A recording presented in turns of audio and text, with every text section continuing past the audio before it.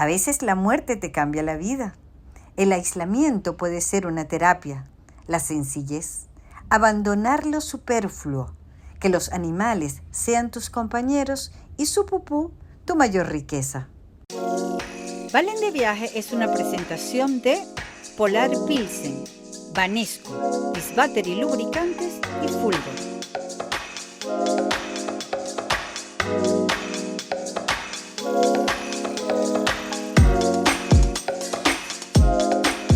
Rita y Daniel son una pareja que se vino a vivir a Los Nevados en 1995 y desde entonces jamás han tenido luz eléctrica y nada indica que les haga falta. Yo quiero que ustedes dos le expliquen a toda la gente que nos está viendo, ¿sí?, cómo se vive sin luz, sin electricidad. Fenómeno. Libre. Libre, esa es la palabra. Mucha libertad porque no estás atado a nada de los artefactos eléctricos que cada rato se están dañando y entonces... No, y aún así nos habían dicho que en esta aldea iban a poner la electricidad en 2 años. Esos 2 años se volvieron 7. Nosotros inclusive habíamos guardado artefactos eléctricos, pero resulta que a los 7 años nos dimos cuenta que cuando pusieron la electricidad en esta aldea, que dijimos, bueno, si hemos estado bien así. Tuvimos que preguntarle al hijo a ver si quería, estaba de 12 años, ¿quieres vivir así? Y me dice, sí, mami, no importa, pues yo en la televisión ya me cansé de ver los mismos programas. En aquel entonces, ¿no? Hace 27 años, en abril del año que viene. Estamos hablando del año 95. No nos ha hecho falta. Y lo que sí, cuestiones de teléfonos, ¿no? Y eso. Entonces, cada vez que había que cargarlo, lo cargábamos en una casita que cuidamos arriba. A partir de que ustedes llegaron aquí, ¿de qué viven ustedes? ¿Qué hacen aquí? Al principio vendimos la propiedad abajo, en Mérida, y con eso pues fuimos construyendo, fuimos haciendo las cuestiones que teníamos que hacer. Y después trabajamos con artesanía con los turistas acá. Y bueno, nos fue muy bien por 10 años, conocimos mucha gente de todas partes del mundo, porque aquí el turismo era increíble. Tenía gente de todos lados. De todas partes, hasta vietnamita, sí. De todos lados. ¿Cómo es ahora vivir de verdad del campo? Nada, es increíble, por lo menos con los animales yo gozo mucho. ¿Y tú te ocupas de la tierra, Daniel? Sí, entre mi hijo y yo. En realidad no cada quien tiene una tarea específica, sino si nos podemos colaborar, ¿no? Colaboramos en una todo. Pequeña empresa. Para Daniel, hijo, o sea, siempre él ha estado aquí porque quiere estar. Sí, porque él ha tenido la oportunidad incluso de poder seguir y no ha querido.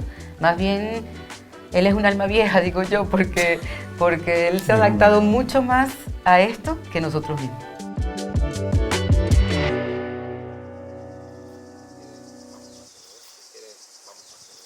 Aquí me consigo a Daniel y me llama la atención que está recogiendo todo el pupú de las bestias. ¿Por qué lo recoges? El abono, fertilizante. ¿Así? Aquí no se desperdicia ni la pupú de los animales. Ahorita lo lanzamos a un montón que tengo ahí ya. Imagínense, aquí estoy yo, subiendo por este monte a buscar pupú. ¿Quién lo diría? Y aquí lo tienen, una torre de mierda.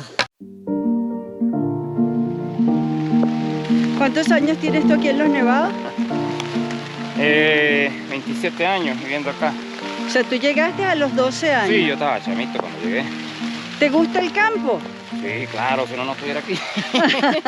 Aquí está cayendo, está lloviendo, pero nosotros seguimos caminando porque nos parece fascinante conseguir quien siembra ecológico, que combina los cultivos para que la tierra no se agote. ¿Qué es eso que está allí, la matica chiquitita? Eso es frijol, es una variedad de frijol que es como azul. Y aquí también sembramos entre el maíz, esta es una planta que parece uyama, pero esto es lo que llaman zapallo. Entonces aquí generalmente lo usamos como alimento para los cochinos. El ciclo vegetativo de ellas es prácticamente igual y ellas se combinan, pues, o sea, ninguna le quita el puesto a la otra. Uno aprende también de otras partes, o sea, por ejemplo, empezamos a utilizar los potreros de una manera de que haya sombra con este árbol que es muy típico de esta zona, que se llama lisu. La importancia de los árboles, de tenerlos en los potreros, es que el árbol protege los pastos de las heladas en la época seca y aparte de eso mantiene los pastos siempre verdes y frescos. Entonces, aquí es donde meten a las bestias. Aquí metemos las vacas. Esto que ven aquí es pura avena. ¿Para qué utilizas tú la avena, Daniel?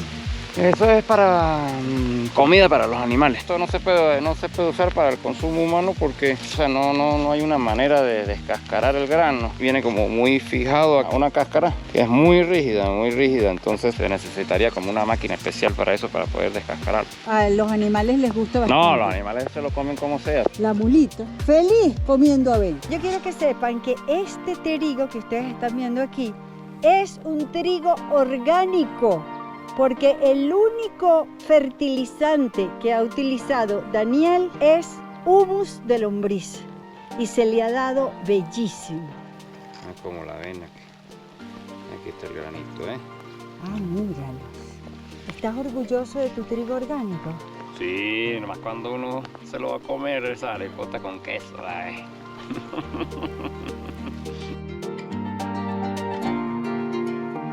Y aquí Rita va sacando la sopa del fogón. Arvejones.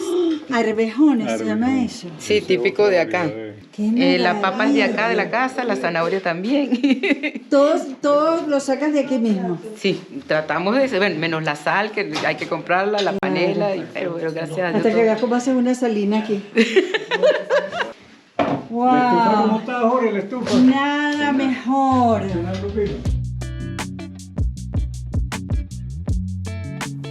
¿Qué creen ustedes que ha sido la fortaleza, o sea, para seguir juntos con su hijo aquí sin electricidad? Yo diría que lo resumiría en una energía superior que nos ayuda a llevar todo esto. O sea, hemos trabajado, pues, se puede decir, en esa parte interna, ¿no? Cuando uno la despierta, la conoce, que es la que llaman Dios, tú dices, wow, qué increíble, porque junto con ese poder yo puedo lograr lo que quiera, no en el sentido de capricho, sino que es un cambio de mentalidad. Eso nos ha ayudado también a ayudarnos entre los tres a crecer en esa parte, ¿no? De desligarnos. También tuve un accidente que me ayudó, porque yo fui aeromoza de Viasa. Tuve 3 años y medio allí en Viasa, hace años. Y me atropelló un carro en Miami. Y entonces, bueno, él se quedó... ¿Quieres Sí, le cuenta? dije, bueno, como uno se muere, porque ella cayó delante de mí, destrozada la cara y eso. Yo estaba, que no tenía cuerpo, el cuerpo estaba abajo. Y entonces yo decía, bueno, si mi cuerpo está ahí todo destrozado, ¿qué es lo que está aquí? Será mi espíritu, mi alma, ¿no? Pero yo me sentía demasiado bien donde estaba. Yo no sentía nada, y eso que estaba toda rota.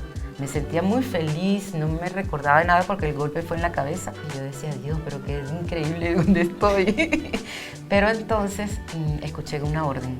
Me dijo, tienes que volver.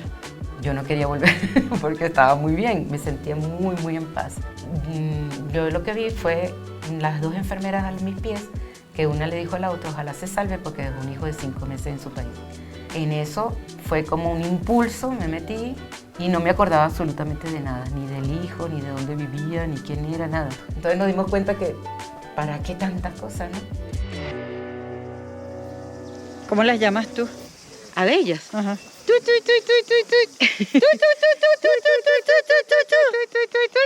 Vamos a vivir la vida del campo con Rita. ¿Qué nos toca?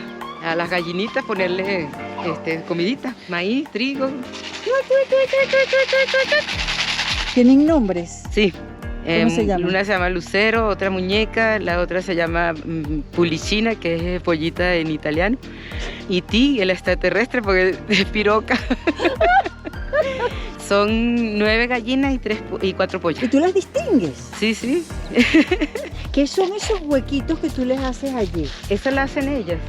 ¿Ellas mismas? Ellas sí, hacen esos huecos. Míralo cómo lo está haciendo con el pico. Y se echa tierra encima.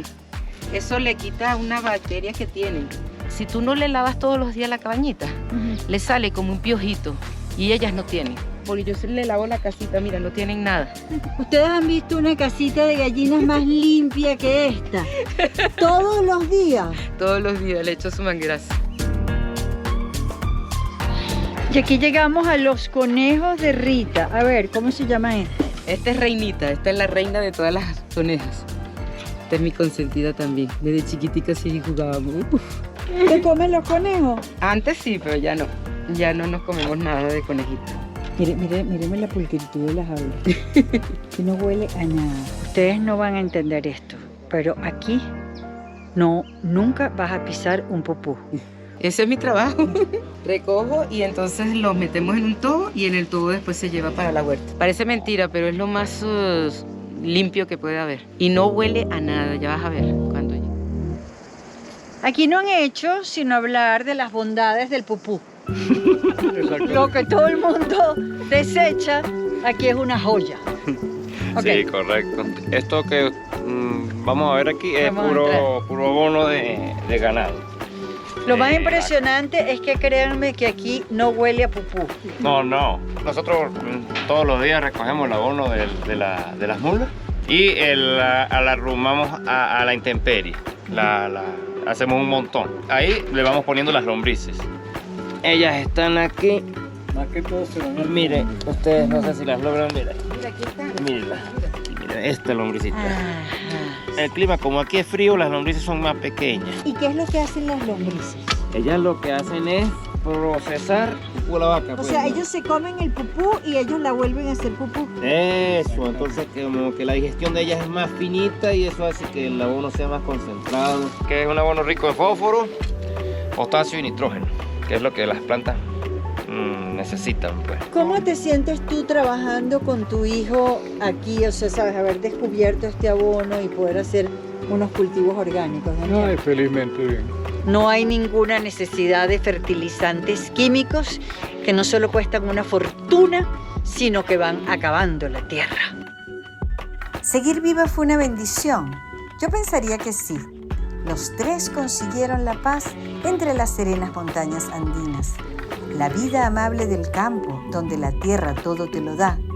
Y Daniel pudo crecer junto a su papá y su mamá, que lo aman, lo valoran y lo respetan.